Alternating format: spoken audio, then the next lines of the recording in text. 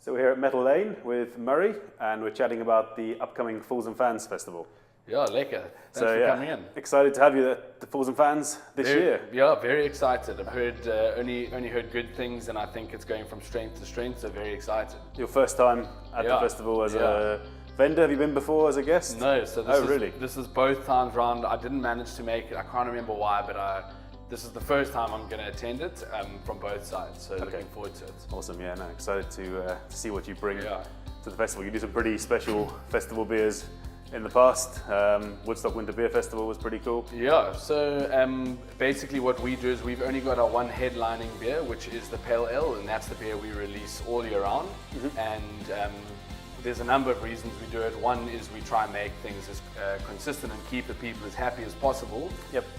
From a perspective of people are starting to become very discerning about what beers they do like and what beers they don't like, and trying to beat other beers on a price point.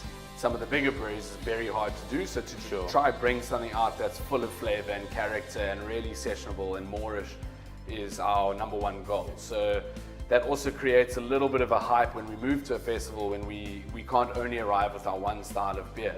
So always doing a festival beer and making them exciting and creating a little bit of a talking point around it makes it quite exciting too. Okay, no, fantastic. Yeah, so your core beer normally is your Pale Ale, right? Yeah.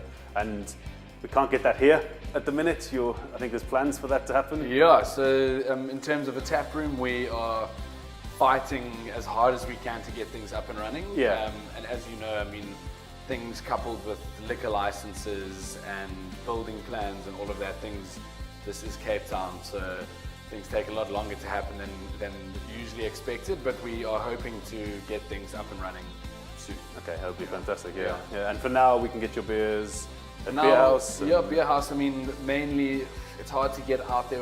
All of the small breweries know getting quantity and stock out into bottle stores is a fight in itself. So really pushing to get the tap room up and running so that we can have the Pale Ale in the places it needs to be, but also create that kind of festival, rare beer, limited edition vibe in the tap room. So that's part of the goal.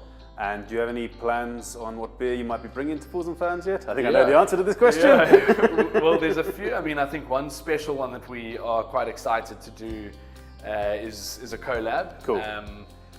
Between us, and hopefully, as you know, we're going to try put a little bit of an interesting spin on an already interesting beer, a Brut IPA, and try to do a kettle sour version of that with some fruit.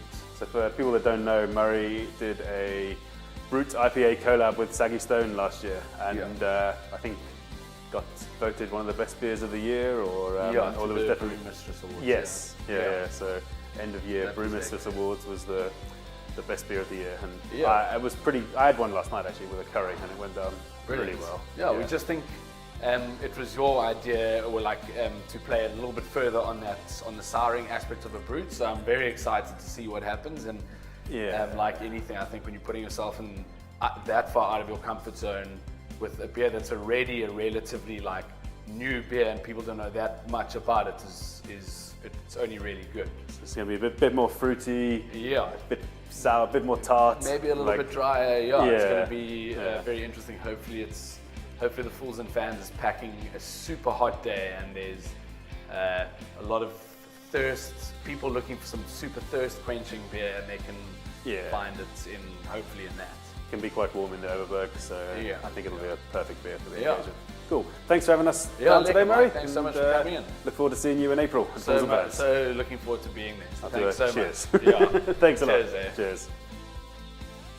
Thanks for watching this video. We're super excited about Fools and Fans, which is happening in Greyton on the 6th of April. If you haven't already got your tickets, check out the link in the description below. We've got some of the best breweries in the country attending this year, together with Murray Mead Company, Six Dogs Gin, and Cape Curler Soft Drinks.